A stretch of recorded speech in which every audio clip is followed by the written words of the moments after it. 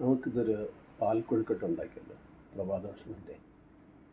പുതിയ തലമുറയ്ക്ക് അത് പരിചിതമല്ല, എന്നാലും ഒന്ന് ഉണ്ടാക്കി നോക്കാം.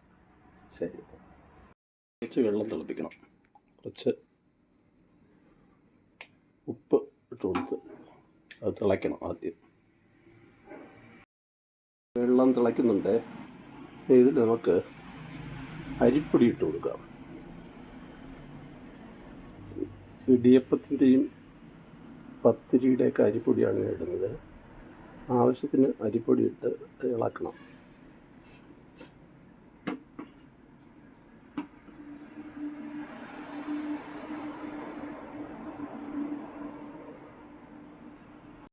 ഇതിനെ നമുക്കൊന്ന് പിടിയാക്കി എടുക്കണം. അത് ചൂട് മാറട്ടെ, എന്നിട്ട് പിടിയാക്കി എടുക്കാം. അത് കഴിഞ്ഞിട്ട് ഇനിയിപ്പോൾ നമുക്കൊന്ന് തേങ്ങാപ്പാൽ ഉണ്ടാക്കി എടുക്കണം. ഇവിടെ ഞാൻ ഒരു തേങ്ങയുടെ പാലാണ് എടുക്കുന്നത്.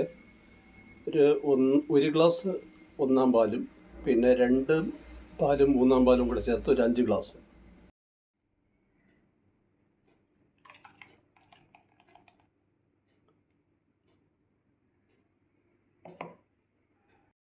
പാലായിട്ടുണ്ട്.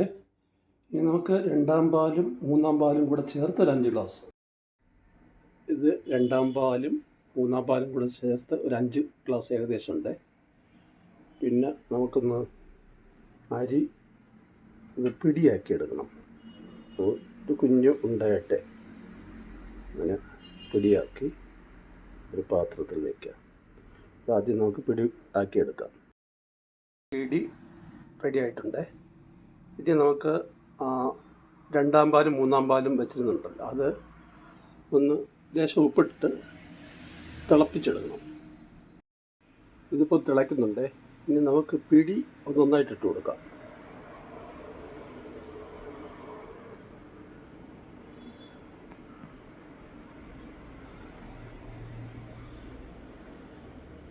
നമുക്ക് തീ മീഡിയം വെച്ചാൽ മതി.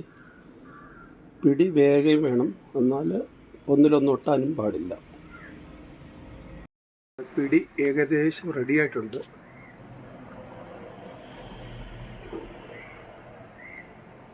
പിടി ഒന്നിലൊന്നും ഒട്ടിയിട്ടില്ല, വെന്തിട്ടുമുണ്ട്.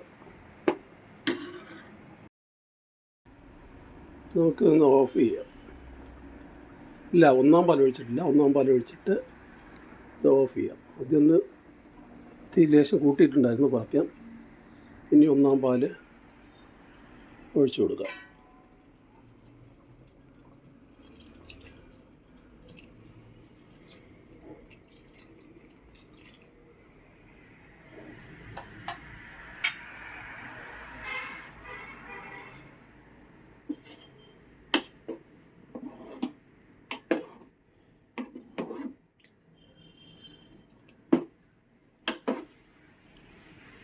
കുറച്ച് തണുത്തിട്ട് കഴിക്കണം, എങ്കിലേ അതിൻ്റെ ആ ടേസ്റ്റ് കിട്ടുള്ളൂ.